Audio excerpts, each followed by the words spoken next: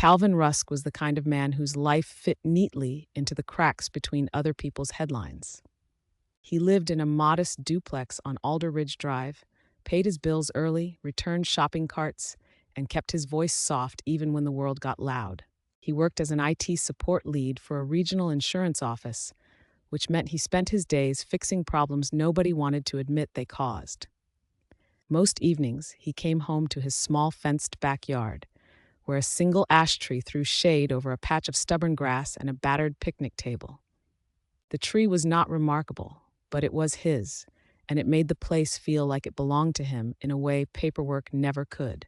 The Homeowners Association Cedar Glen Commons liked to call itself a community, but it mostly behaved like a company that sold permission slips. The board sent chirpy emails about holiday wreaths and stern letters about trash bins placed 5 minutes too early. Calvin tolerated it because that is what ordinary people do when the rules are annoying but survivable. Then the board changed. A new president, Marjorie Klein, took over and began treating every yard like a personal stage set. Within weeks, Calvin received a violation notice for having an unapproved shade tree. He read it 3 times, convinced he had misunderstood, because the ash tree had been there when he bought the place 5 years earlier. The letter cited a rule about maintaining a uniform aesthetic and demanded he submit a landscaping application within 10 days. He did what responsible people do first. He replied politely. He attached photos from the listing, the home inspection report that noted the tree, and a copy of the property survey that showed the fence line well inside his lot. 2 days later, another email arrived, shorter and colder, stating the tree encroached on common area and must be removed at his expense. It was such a strange claim that Calvin walked his fence with a tape measure, checking corners like reality might have shifted overnight. The fence sat where it always had, and the tree was clearly inside it, a good 6 feet from the property line. He felt the first prickle of unease, the kind you might recognize from your own life when someone insists on a fact that is obviously wrong and talks like they believe it. He called the HOA management company and waited on hold long enough to memorize their recorded apology. A tired-sounding representative told him the board had final say and suggested he attend the next meeting. Calvin attended, sitting on a folding chair in the clubhouse, while Marjorie spoke with a smile that never reached her eyes. When it was his turn, he presented his documents calmly and asked plainly how the tree could be on common area if it was inside his fence. Marjorie barely glanced down and said the association had updated the plat maps and the common area boundaries had been clarified. Clarified was a soft word for what she was doing, which was rewriting reality. Calvin felt his cheeks heat, but he forced his voice to stay even, because he had learned at work that anger makes people stop listening. He asked to see the updated maps. Marjorie said they were proprietary and would be available after the next board review. The room murmured, but nobody pushed, because nobody wants to be the next target. That night, Calvin sat at his kitchen table with his laptop open, staring at the violation notice like it was a riddle meant to humiliate him. He could have removed the tree and been done with it, and you know the temptation, that tired thought of paying whatever it costs just to buy back peace. But something about the demand felt like a test to see if he could be made to obey nonsense. He filed a formal records request under the state HOA statute, asking for the plats, the minutes approving any boundary change, and any correspondence about his lot. He mailed it certified, kept copies, and logged dates in a spreadsheet like he did for network outages. The first response came late and incomplete, a PDF packet missing the very documents he had asked for. It included a 1-page sketch that looked like it had been drawn in a hurry, showing a thick line of common area slicing through the back halves of several homes. No signatures, no county stamps, no surveyor name, just a title in bold, Revised Community Boundary Exhibit. Calvin felt the ground tilt, not because of the sketch itself, but because of what it implied about power. A board could print a document, declare it true, and then charge homeowners money to obey it. He sent another email, careful and courteous, requesting the county-recorded version and the meeting minutes where such a revision was approved. The reply was a single sentence: Failure to comply will result in fines and legal action. A week later, the fines started, $50 a day for non-compliance. Calvin watched the balance climb in the online portal like a slow-motion disaster. He paid his mortgage, his utilities, his groceries, and felt the new line item digging into the space where savings lived. At work, he made cheerful small talk while inside he ran through worst-case scenarios, liens, collections, the credit hit that could follow him for years. He called a local attorney and learned the consultation fee was more than he had set aside for emergencies. He drove home with his hands tight on the wheel, thinking about how easily ordinary life can be shoved off its tracks by someone else's arrogance. That night, he sat under the ash tree and listened to the leaves, trying to decide whether dignity was worth financial ruin. He almost quit. The next morning, he did something else instead. He went to the county recorder's office on his lunch break and pulled every recorded plat and easement for Cedar Glen Commons. A clerk helped him find the original subdivision map, crisp and stamped, showing his lot lines exactly as his survey did. There was no revised plat recorded, no boundary adjustment, no easement that carved through his backyard. Calvin felt relief first, then anger so sharp it made his vision tunnel. The board had not clarified anything. They had invented it. He requested copies, paid the small fee, and walked out with evidence in a manila envelope that suddenly felt heavier than paper. He emailed Marjorie and the management company with the county-stamped documents attached, asking for the fines to be removed and the matter closed. Marjorie replied within an hour, accusing him of harassment and stating the association's counsel would be in touch. 2 days later, a certified letter arrived from a law firm representing the HOA, demanding immediate payment of the accumulated fines and removal of the tree within 14 days. It included a threat of litigation and the possibility of placing a lien on his property. Calvin's hands shook as he read it, because even when you are right, legal threats feel like someone pressing a thumb against your throat.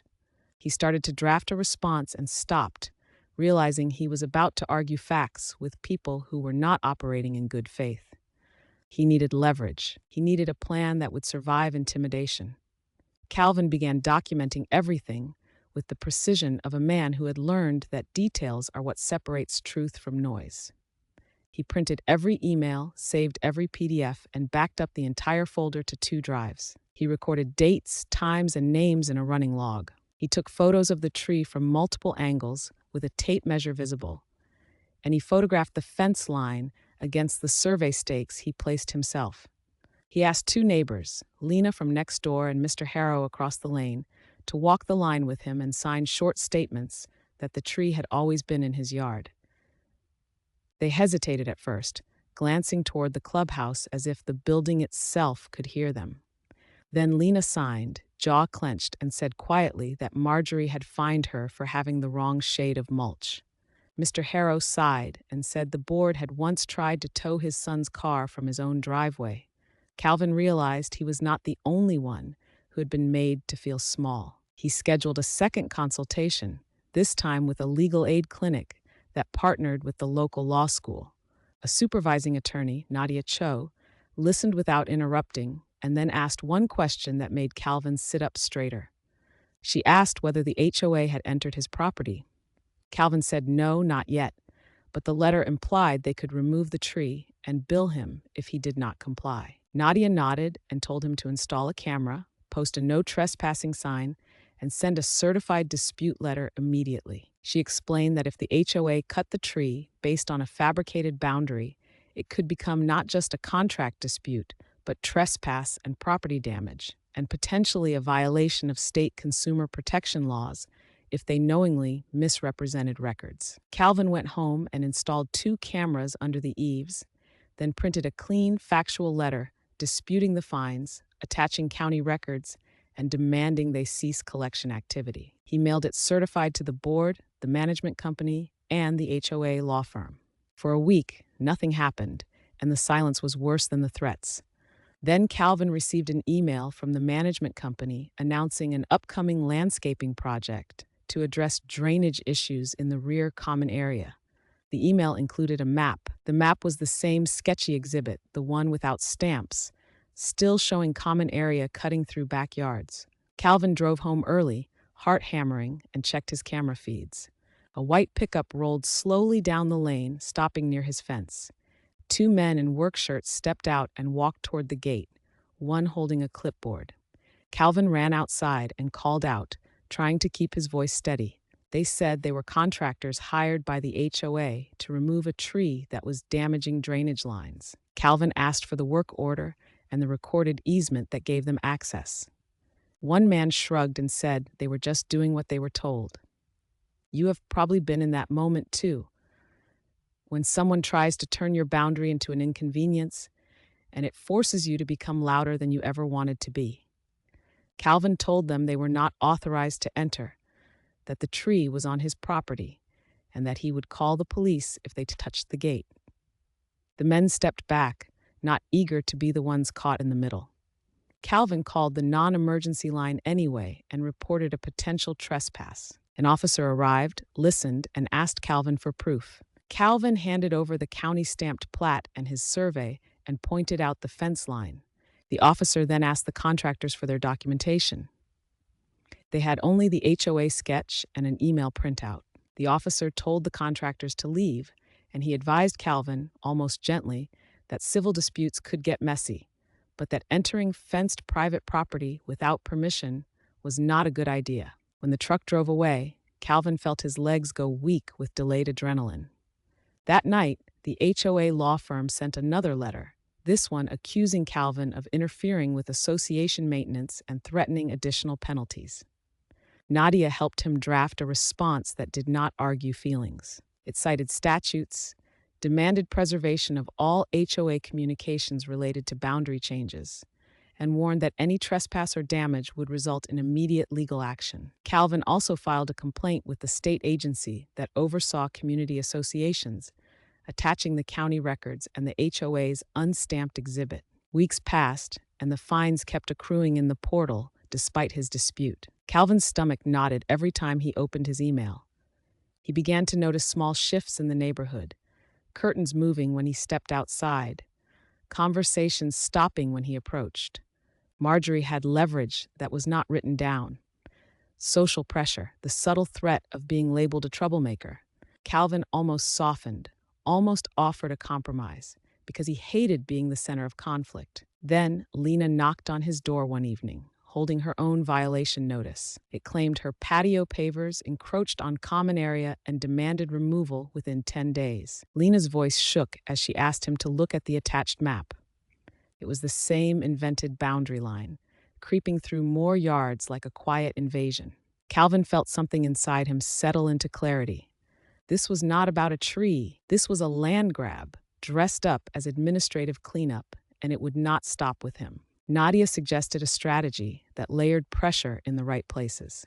First, they would demand internal HOA records through a broader statutory request, including contracts, legal invoices, and communications with any surveyor. Second, they would gather impacted homeowners and request a special meeting to recall the board if the bylaws allowed it. Third, if the HOA persisted, they would file suit seeking injunctive relief, damages, and attorney fees, and they would ask for a court order preventing liens based on the fabricated map. Calvin spent his evenings knocking on doors with a binder in his hands, introducing himself to people he had waved at for years but never truly met. Some refused to talk, afraid of retaliation. Some listened with arms crossed until he showed the county records. A few, like Mr. Harrow, invited him in and told him stories of fines and threats that suddenly made sense as part of a pattern. By the end of 2 weeks, Calvin had 12 homeowners willing to sign a petition for a special meeting. Marjorie responded by sending a mass email accusing a small group of spreading misinformation and endangering property values. The email named nobody, but it described Calvin's backyard tree in enough detail that everyone knew. Calvin felt exposed, like his private life had been dragged into a public square. He had a minor setback when the management company rejected the petition, claiming several signatures were invalid because they were not the primary owner on file. Nadia read the bylaws and pointed out that spouses listed on the deed qualified as members and that the HOA had accepted their votes in previous elections. Calvin and Lena went back, collected corrected signatures, and added more, because the rejection had angered people who were tired of being dismissed. The second petition met every technical requirement, and this time, the HOA could not ignore it. The special meeting date was set. In the week leading up to it, Calvin received notice that the HOA intended to proceed with lien filing for unpaid fines. Panic surged because a lien is not just paperwork, it is a shadow over your home. Nadia filed for an emergency injunction in county court on behalf of Calvin and the other affected homeowners, arguing the fines were based on knowingly false representations of property boundaries. The judge set a hearing quickly. On the morning of the hearing, Calvin sat on a hard bench outside the courtroom, palms damp, listening to the distant sound of other people's lives being decided behind closed doors. If you have ever waited like that, you know how time turns into a physical wait, and you start bargaining with yourself, promising you will accept any outcome if it just ends the uncertainty. Nadia arrived with a rolling case of documents and a calm that felt borrowed from somewhere stronger than nerves. Inside, the HOA attorney argued that the association had authority to manage common areas and that their exhibit reflected long-standing intent. Nadia presented the recorded plats, the lack of any county-approved revision, the emails refusing to provide minutes, and the attempt to send contractors into a fenced yard. She also introduced invoices obtained through the records request showing the HOA had paid a consultant to draft the boundary exhibit but had never hired a licensed surveyor to record changes. The judge asked the HOA attorney a simple question. Where was the recorded instrument that altered the boundary? The attorney hesitated, then said the HOA believed recording was unnecessary. The judge's expression tightened. The court granted a temporary injunction preventing the HOA from filing liens or entering the affected properties until the boundary issue was resolved. Calvin exhaled so hard it felt like he had been holding his breath for months. But the victory was only partial because the fine still existed in the portal and the board still held power. 2 nights later, the special meeting took place in the clubhouse, packed with residents standing along the walls. Marjorie opened with a polished speech about community harmony. Calvin stood when it was his turn, holding up the county-stamped plat like a receipt from reality. He spoke plainly, without insults, walking everyone through the documents, the missing records, the contractor incident, and the court injunction. He admitted he was scared because he was, and he said that fear was exactly why this kind of overreach worked. He watched faces shift from skepticism to anger. Not theatrical anger, but the quiet kind that makes people decide they will not be pushed anymore. Marjorie tried to interrupt, but the room did not let her. A vote was called to recall the board members who had supported the fabricated boundary enforcement. The vote passed. The management company representative looked stunned, as if they had never seen homeowners behave like owners. An interim board was elected that night, including Lena, Mr. Harrow, and a retired civil engineer named Tomas who had been waiting for someone else to start the fight. The new board's first action was to suspend all boundary-related fines and hire an independent licensed surveyor to review the community maps. The surveyor's report was unequivocal. The HOA exhibit was not a legal boundary document and conflicted with recorded plats. It also noted that the so-called drainage line issue was within an easement corridor that did not require cutting Calvin's tree. With the report in hand, Nadia amended the lawsuit to include claims for slander of title, unfair debt collection practices, and breach of fiduciary duty by the prior board. Discovery unearthed an email chain where Marjorie suggested that expanding common area control could create leverage to force backyard compliance and increase the HOA's ability to approve future development fees. In one message, she wrote that homeowners would complain but would ultimately pay because nobody wants to fight. Reading that line made Calvin's hands go cold because it was the exact cruelty of common sense being inverted into strategy. The case did not go to trial.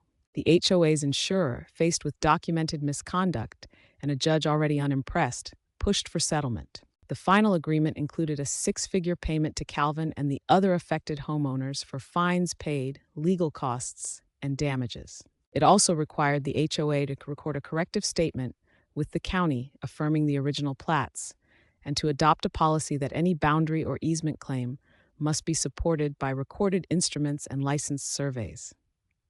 The management company was terminated, and the prior board members agreed to resign permanently and were barred from future service under the revised bylaws.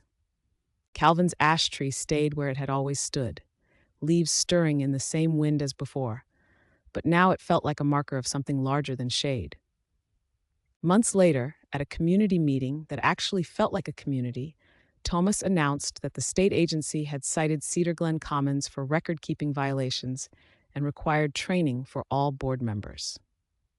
Calvin sat in the back, listening, feeling the strange aftertaste of victory, relief braided with exhaustion. He thought about how close he came to cutting down the tree just to make the anxiety stop. And he thought about you, listening now, and how many times you have been tempted to surrender to a rule that makes no sense because fighting seems too expensive. Calvin learned that ordinary does not mean powerless. Not when you document, ask for records, find allies, and insist that reality has to be proved, not declared.